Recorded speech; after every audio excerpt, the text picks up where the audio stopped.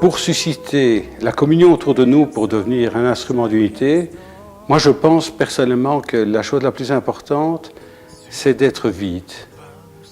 C'est-à-dire d'être dans une attitude de détachement, de réceptivité, avant tout par rapport à Dieu, pour qu'il puisse nous inspirer les gestes, les attitudes nécessaires, et puis aussi par rapport aux autres.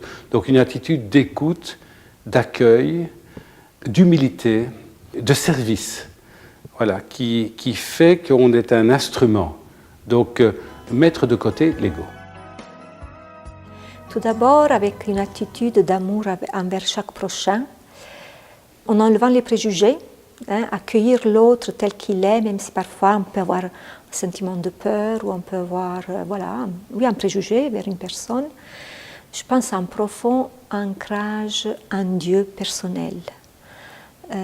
Avoir une union à Dieu profonde dans la prière, dans la louange, qui nous amène après à être vide de nous-mêmes, mais ce n'est pas un vide passif, c'est quelque chose, être là à l'écoute de l'autre pour l'accueillir avec ses difficultés, avec ses problèmes, et faire un chemin ensemble.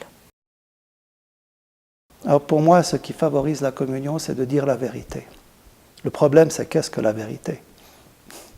C'était la question de Pilate.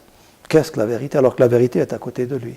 Pour nous, chrétiens, la vérité, c'est une personne. C'est la communion avec une personne. C'est partager son style de vie. Jésus a dit « Je suis la vérité, le chemin à la vie » après avoir lavé les pieds de ses disciples. La vérité, c'est un style de vie. C'est marcher avec lui, c'est être en communion avec lui. C'est chercher la communion avec lui dans l'Esprit Saint.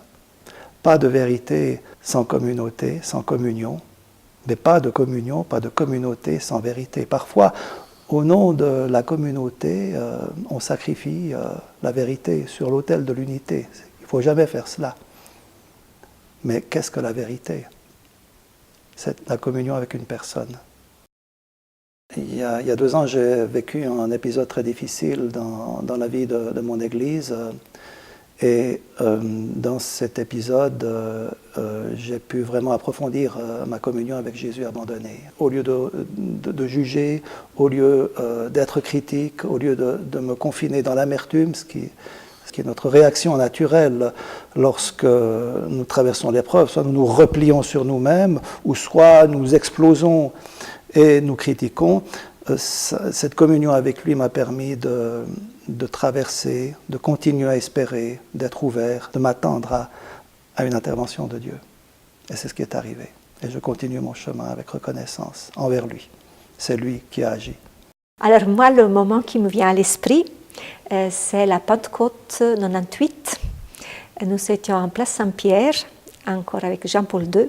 Et Jean-Paul II avait réuni autour de lui tous les mouvements, les nouvelles communautés qui sont issues dans la mouvance du Concile Vatican II.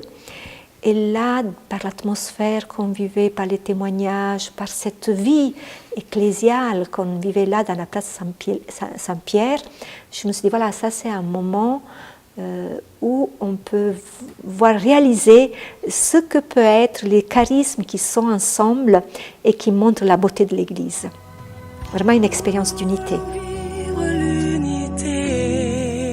Des rencontres avec des frères où nous avons pu, parce qu'il y avait entre nous la confiance, nous donner l'un à l'autre ce que Dieu nous donnait de vivre, même des choses très difficiles, des souffrances, et où on expérimente entre nous, comme Jésus dit du rapport avec son Père, tout ce qui est à toi est à moi, tout ce qui est à moi est à toi.